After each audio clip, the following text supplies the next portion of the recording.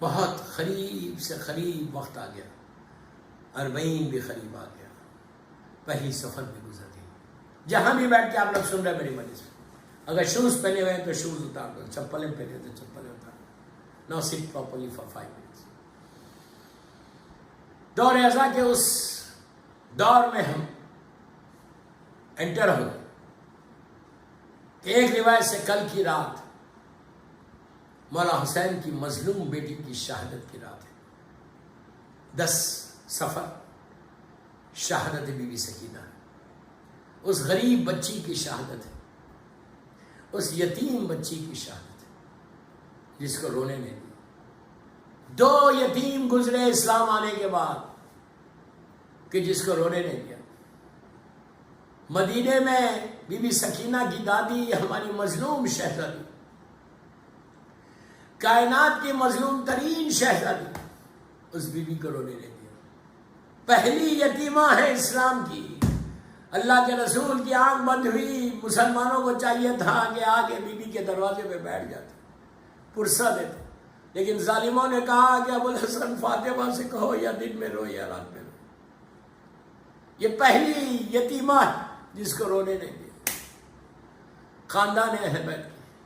اور دوسری یتیمہ be be Zahra کی پوتی، کربلا کی وہ مظلوم شہزادی سکینہ، جو 3.5-4 سال کا سن ہے۔ بی بی کو احساس کب ہوا کہ میں یتیم ہو گئی، میں یتیم ہو گئی؟ اس وقت احساس ہوا جب پہلا تماچا پڑا۔ میں نے کتنی آسانی سے کہہ دیا اور آپ نے سن لیا، کتنی آسانی سے کہہ دیا آپ نے سن لیا۔ صرف تمہاری بھی بیٹیاں ہیں، تمہاری بھی بیٹیاں ہیں۔ یہ تصور کرو کہ کوئی منہ میں مارے ماں کے سامنے، بھائی کے سامنے، تو اس ماں کا کیا حال ہوگا کہ جس نے ابھی اپنے ایک چھوٹے سے لال 6 مہینے کے بچے کو کھویا۔ صرف کھویا نہیں،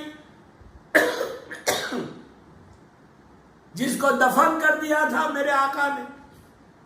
رباب دیکھتی رہی، جلی ہوئی قنات میں بی بی بیٹھی ہوئی تھی کہ دیکھا ظالم حرملہ نیزے کی انی سے زمین کی نرمی کو دیکھا۔ دوستو بی بی تڑپ گئی جب اس نے نیزے کو مارا اور نیزے کے ساتھ علی اصغر کا لاشا باہر آئی۔ ماں کا کلیجہ پھٹ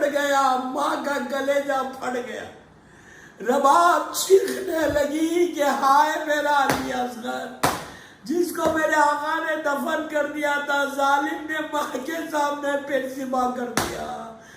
عزیزو رباب سر پیٹنے لگی کہ ہائے میرا بچہ، میرے شہزادے کے گلے پہ چھری چل گئی اور ماں کے گلے دل پہ چھری چل گئی۔ رباب فریاد کرتی رہی کہ ہائے غضب ہو گیا۔ دوستو یہ وہ بی بی ہے کہ جس نے ابھی علی اصغر کو کھویا، اور اس کے بعد صبح میں 11 محرم کی صبح میں جب بی بی سکینہ جب اونٹ پہ بیٹھی تو ظالم شبن نے رسیوں سے باندھ دیا۔ عزیزو سکینہ کا یہ عالم ہوا کہ دونوں رخسار ملے، ہر تماچے میں ماں کو دیکھ کے کہتی تھی اماں بچا لو۔ بچوں کی عادت ہوتی کہ ماں کو پہلے پکار دے، ارے اب تو بابا بھی نہیں رہا، ماں تم مجھے بچا لو۔ رباب طرف کے کہتی بیٹا سجاد شبر کو بولو۔ امام روتے ہوئے ظالم شبر سے کہتے تھے کہ اے شبر یہ بچی یتیم ہے، یہ بچی یتیم ہے، لیکن ظالم نے وہ ظلم کیا کہ دوستو بی بی کے پیروں سے خون جاری ہو گیا، بی بی کا کرتا خون آلودہ ہو گیا۔ کل آپ نے سنا جب بی بی شام تک، آپ سوچو اتنا لمبا سفر حسین کی یتیم گزارتے جب زندان تک پہنچی، بس میں آخری حصے پہ آ گیا۔ اتنی معصوم بچی ہے کہ زندان کے دروازے پہ کھڑی ہوئی ہے چوتھے امام کے ساتھ۔ بی بی نے دیکھا کہ پرندے ہیں، برڈز ہیں، شام کا وقت ہے، وہ فلائی کرتے ہوئے اڑتے ہوئے جا رہے۔ اتنی معصوم کے پلٹ کے چوتھے امام سے کہا بھیا یہ پرندے کہاں جاتے؟ تو امام نے کہا بیٹا یہ اپنے اپنے گھروں کو جا رہے تھے۔ اتنی معصومیت سے کہتی بھیا کبھی میں بھی جاؤں گی، بھیا کبھی ہم بھی وطن واپس جائیں گے۔ تو دوستوں میں تو ہاتھوں کو جوڑ کے میری شہزادی کو بولتا بی بی آپ کی قسمت میں نہیں ہے، بی بی آپ کو قسمت میں یہی زندان ہے۔ بس دوستوں وہ وقت آیا، وہ رات آئی، کل کی رات آئی، اور بی بی نے خواب میں دیکھا مولا حسین کو، خواب سے بیدار ہوئی، تڑپ کے رونے لگی کہ میرا بابا بھی آیا تھا۔ جب یہ کہا بابا بھی آیا تھا تو ساری بیویوں میں کوہرام مچ گیا کہ ہائے میرا مولا حسین آیا تھا۔ شہزادی تڑپ تڑپ کے رونے لگی، میرے ماں جائے بیٹی سے مل کے چلے گئے۔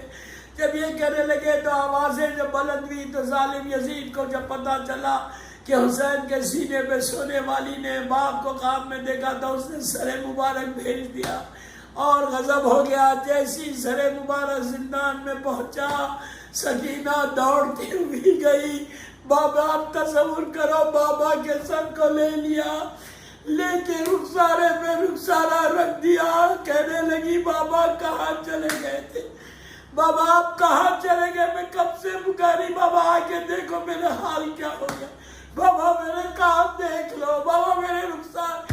ایک ایک مصیبت کو بیان کر رہی تھی، آواز ڈوبنے لگی، بچی سمجھ گئی۔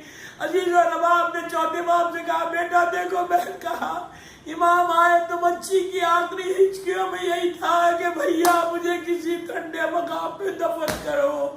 میں کہوں بی بی وہی زندان ہے، بی بی وہی زندان ہے۔ چوتھے امام نے کہا انا للہ و انا الیہ راجعون۔ اما سکینہ بابا کے پاس چلی گئی، بیویوں میں کوہرام مچ گیا۔